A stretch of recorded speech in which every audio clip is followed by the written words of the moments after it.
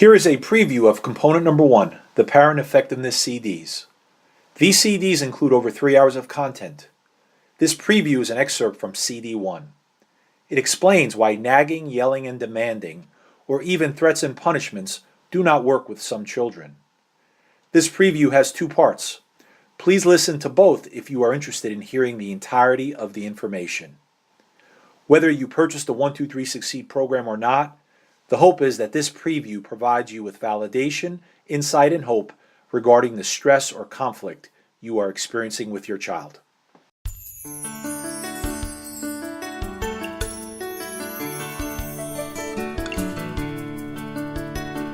Section A. What do you do when your child misbehaves?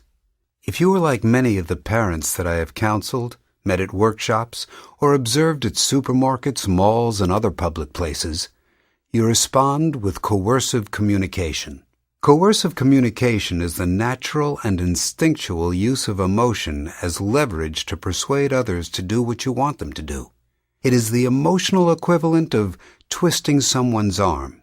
While it sounds harsh, it is the most common form of communication that is used by everyone to some degree. Here's how coercive communication works. When someone upsets or frustrates you, you act out your feelings towards them. Acting out your feelings means that you express yourself not only through your words, but also, even more strongly, through your tone of voice, body language, and actions. By doing so, you cause the other person to feel uncomfortable or upset in some way. Subconsciously, the goal of your coercive communication is to motivate the other person into giving you what you want so that the bad feelings between you are alleviated.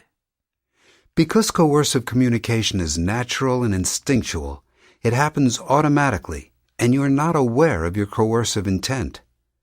From your perspective, all you're doing is expressing your thoughts, feelings, and needs with the hope that the other person will understand and want to cooperate with you. In this way, coercive communication happens innocently without any negative intentions. Of course, this is not the case with everyone. The world has many troubled people, including con artists, criminals, and others who intentionally use coercive communication to exploit or harm others. Their style and use of coercive communication in no way reflects the coercive communication discussed in this lesson. Most people are triggered into coercive communication when they are denied what they want, or when their safety, security, or authority is being threatened. They are also triggered into coercive communication when someone is using coercive communication against them. In this way, coercive communication begets coercive communication, a fight fire with fire response. Unfortunately, this response often intensifies the emotions between people and can lead to harsh, aggressive, or even violent behavior. For examples of this, all you have to do is view one of today's many reality television shows. Whether real or scripted, these shows often depict individuals engaged in high levels of coercive communication that result in yelling, cursing, threatening, and physical altercations. Apparently, the dramatic nature of coercive communication makes for good television. You'll now hear 2 examples of coercive communication in action. We are starting with these general examples, as opposed to parent-child examples, in order to emphasize the pervasive nature of coercive communication. As already mentioned, everyone uses coercive communication to some degree, and it can be observed in all forms of human interaction. This example is based on a real-life event I witnessed at my local convenience store. It is a role play of a man and woman waiting in line. The line is moving slowly, and they become impatient. As their frustration grows, they turn to each other and start bad-mouthing the cashier.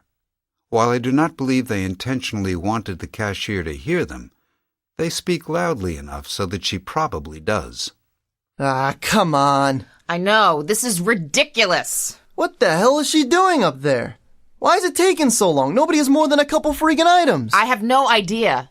Obviously, she doesn't know what she's doing. Oh, come on. She's been with the same person for 5 minutes. How hard can this be? Jeez, I'm never shopping here again. Example number 2 is based on a personal experience from early in my marriage. It is a role play about a husband and wife at odds with each other. The husband is in the bad habit of leaving his dirty socks on the side of the bed when changing out of his work clothes. At first, his wife asks him very nicely to pick up after himself. When he fails to do so, after several such requests, she changes her tone. First offense. Honey, can you please pick up your socks and put them in the laundry basket for me? Yeah, babe, sorry. Just give me a second, okay? Okay, thanks. Multiple offenses. Honey, can you please pick up your socks? I keep asking you, but it doesn't seem to sink in. I really don't think that I'm asking too much. All right, I just got home. Just give me 2 minutes to unwind. I know you're tired, but how many times do I have to ask you? If you did it the first time, I wouldn't have to nag. The final straw. You know, I don't believe it. Really? How many times do I have to ask you to pick up your damn socks? You're such an inconsiderate slob. Pick up your socks. Put them in the laundry basket. I think you're purposefully trying to drive me insane. Put your socks away. I'm tired of repeating myself. Oh, all right already. My God, why do you have to be such a nag all the time? I'll pick them up, okay? You happy now? Can you relate to the examples just given? Have you ever witnessed someone communicating in this manner? Have you ever communicated in this manner? There are 3 reasons why you probably answered yes to these questions and why coercive communication is the norm. Reason number 1. Coercive communication works, at least most of the time. As human beings, we are social and emotional creatures programmed to be aware of and influenced by each other's feelings. When someone, especially a loved one, is upset with us, we feel stressed and unsettled by it. Regardless of our outward response, our natural tendency is to want to relieve the bad feelings between us. Coercive communication taps into this natural tendency and motivates us to cooperate with each other. When applied to the example of the husband and wife at odds over his dirty socks, the wife's nagging would have motivated the husband to pick up after himself in order to avoid future conflicts. Reason number 2. Coercive communication is expedient. In other words, it's one of the fastest and easiest ways to convey our thoughts and feelings. The reason for this is that coercive communication is primarily nonverbal, and just as a picture is worth 1,000 words, the same is true with nonverbal communication. For example, crying is faster and easier than telling someone you are hurt.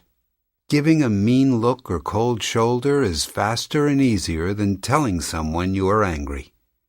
Being short and curt is faster and easier than telling someone you are frustrated and disappointed with them. Reason number 3. Coercive communication is the safest form of communication. Acting out your thoughts, feelings, and needs feels safer than directly communicating them. When applied to the example of the husband and wife at odds over his dirty socks, it was emotionally safer for the wife to nag and reprimand her husband than to directly tell him, "I feel angry and hurt when you leave your dirty socks on the floor. It makes me think that you do not care about how busy I am.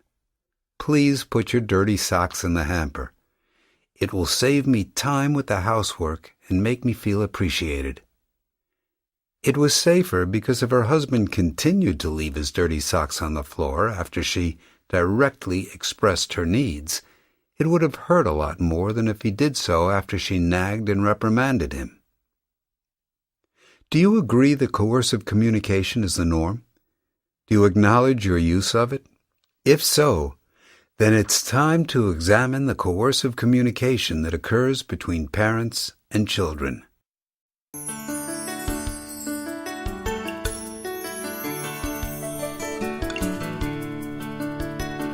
If you are ready to stop nagging, yelling, and demanding that your child work harder to get better grades, and to finally give him or her the tools necessary to make it possible, purchase your 1, 2, 3 Succeed program today.